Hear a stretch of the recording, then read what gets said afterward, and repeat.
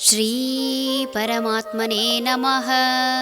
ಶ್ರೀಮದ್ಭಗವದ್ಗೀತಾ ಅಥ ತ್ರಯೋದಶೋऽಧ್ಯಾಯಃ.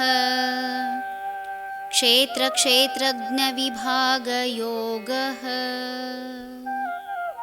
ಪ್ರಕೃತಿಂ ಪುರುಷಂ ಚೈವ ವಿದ್ಯನಾದಿ ಉಭಾವಪಿ ವಿಕಾರಾಂಶ್ಚ ಗುಣಾಂಶ್ಚೈವ ವಿದ್ಧಿ ಪ್ರಕೃತಿ ಸಂಭವಾನ್. ಪ್ರಕೃತಿ ಪುರುಷ ಎರಡೂ ಅನಾದಿ ಎಂದು ತಿಳಿ. ಬುದ್ಧ್ಯಾದಿ ವಿಕಾರಗಳು ಸತ್ವಾದಿ ಗುಣಗಳು ಪ್ರಕೃತಿಯಿಂದ ಉಂಟಾದವುಗಳೆಂದು ತಿಳಿ. ಪ್ರಕೃತಿ ಹಾಗೂ ಪುರುಷ ಮೊದಲಿನಿಂದಲೂ ಇರುವಂತಹದ್ದು. ದೇಹವು ಕ್ಷೇತ್ರ, ಇದು ಪ್ರಾಪಂಚಿಕ ಪ್ರಕೃತಿಯಿಂದ ಆದದ್ದು.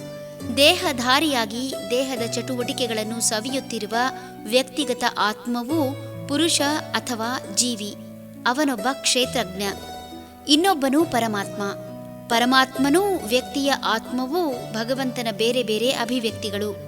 ಆತ್ಮನು ಜೀವಿಗಳಲ್ಲಿ ಇದ್ದು ಕಾರ್ಯನಿರ್ವಹಿಸಿದರೆ ಪರಮಾತ್ಮನು ಭಗವಂತನ ವಿರಾಟ್ ಸ್ವರೂಪ. ಆತ್ಮ ಹಾಗೂ ಪರಮಾತ್ಮ ಯಾವುದಕ್ಕೂ ಕಾರಣವಲ್ಲ. ಬುದ್ಧಿ, ಅಹಂಕಾರ, ಗುಣಗಳೆಲ್ಲವೂ ಈ ಪ್ರಕೃತಿಯಿಂದ ಆದವು ಹೊರತು ಇದಕ್ಕೂ ಭಗವಂತನಿಗೂ ಯಾವುದೇ ಸಂಬಂಧವಿಲ್ಲ.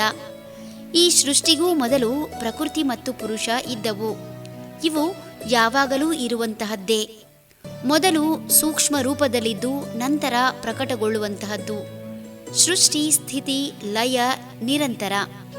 ಪ್ರಳಯ ಅಂತ್ಯವೂ ಅಲ್ಲ, ಸೃಷ್ಟಿ ಆದಿಯೂ ಅಲ್ಲ. ಈ ಪ್ರಪಂಚ ಅದೆಷ್ಟು ಬಾರಿ ಪ್ರಳಯ ಹಾಗೂ ಸೃಷ್ಟಿಯನ್ನು ಕಂಡಿದೆಯೋ ಲೆಕ್ಕವಿಟ್ಟವರಿಲ್ಲ. ಸೃಷ್ಟಿಯಲ್ಲಿರುವ ವೈವಿಧ್ಯತೆಗಳಿಗೆ ಜೀವಿಗಳೇ ಕಾರಣ ಹೊರತು ಸೃಷ್ಟಿಕರ್ತನಲ್ಲ.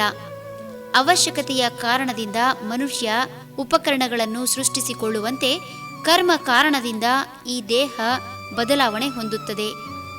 ಹರಿ ಓಂ ತತ್ಸತ್.